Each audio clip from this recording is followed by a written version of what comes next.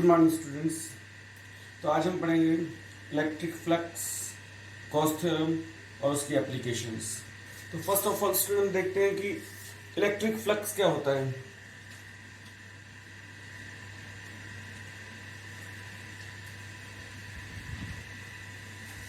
Electric flux, electric flux होता है कि सपोज हमारे पास कोई सरफेस है, उसे हमने किसी इलेक्ट्रिक फील्ड में रख दिया, तो उस सरफेस के अंदर से कितनी इलेक्ट्रिक फील्ड लाइंस पास कर रही हैं, उसे हम उसका इलेक्ट्रिक फ्लक्स कहते हैं। The number of electric field lines passing through a given surface area is called its electric flux. For example,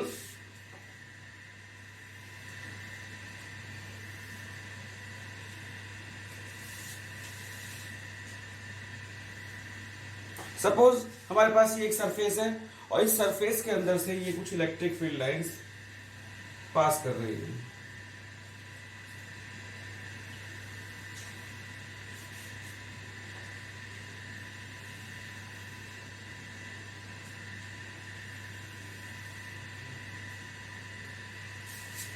इस इलेक्ट्रिक फील्ड लाइन का जो इलेक्ट्रिक फील्ड है वो कितना है, ई। सपोज ये पूरा जो सरफेस है, इसका सरफेस एरिया है मान लो एस, और हम क्या करते हैं, इसका एक स्मॉल सरफेस एरिया ले लेते हैं ds। स्टूडेंट्स हम क्या करेंगे, यहां पर एक नॉर्मल डाल देते हैं, ये एक परपेंडिकुलर है।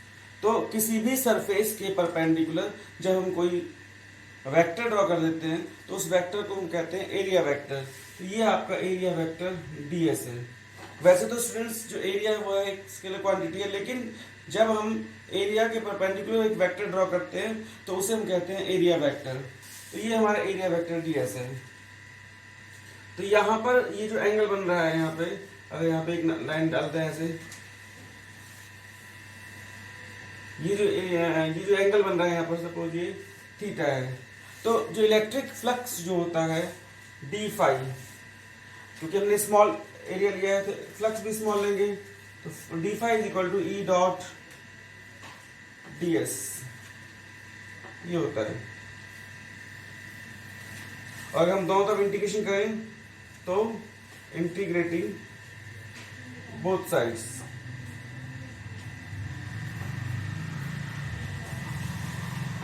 तो फाई इज इक्वल टू आ जाएगा इंटीग्रेशन ओवर ई डॉट डी एस। ये जो सर्कल हमने यहाँ लगाया हुआ है इंटीग्रेशन के ऊपर, ये कंप्लीट सर्कल सरफेस एरिया है, क्लोज सरफेस एरिया बोलते हैं इसको। ये शो करता है कि जो एरिया है वो एक क्लोज सरफेस एरिया है। तो phi is equal to E dot d S. In general अगर हम देखें, इन जनरल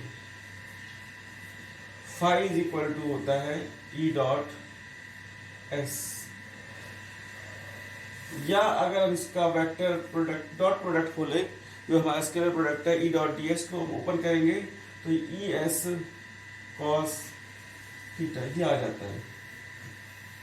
यहां से आप देख सकते हो कि इसकी यूनिट क्या होगी, यूनिट्स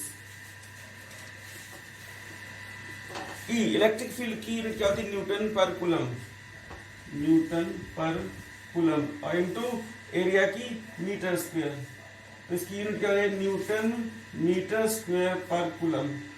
ऑल्सो इलेक्ट्रिक फील्ड की एक और यूनिट मैंने आपको बताई थी, वोल्ट पर मीटर, वोल्ट पर मीटर इनटू में मीटर स्क्वायर एरिया के लिए। मीटर से मीटर कैंसिल, इसका मतलब इलेक्ट्रिक फील्ड की जो यूनिट होगी वो वोल्ट मीटर होगी। इसको आप वोल्ट डैश मीटर लिखना है आपको, वोल्ट डैश मीटर, क्योंकि वीएम खाली लिखोगे तो ये वोल्ट मीटर बन जाएगी, जो कि डिवाइस हो सकता है, इससे कंफ्यूजन क्रिएट होगी। इसलिए इसको आप क्या करो, वी डैश एम करके लिखोगे।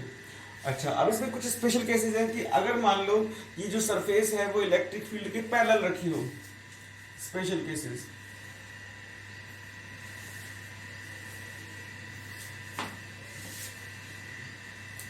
Case one, if the surface is placed parallel to electric field, parallel to electric field,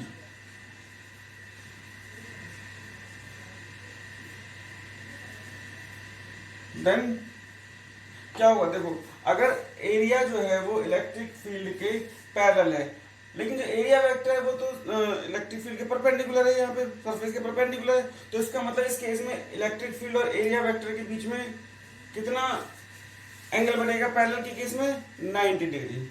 then theta is equal to 90 degree. It implies phi कितना हो जाएगा इस केस में, ई एस कॉस 90,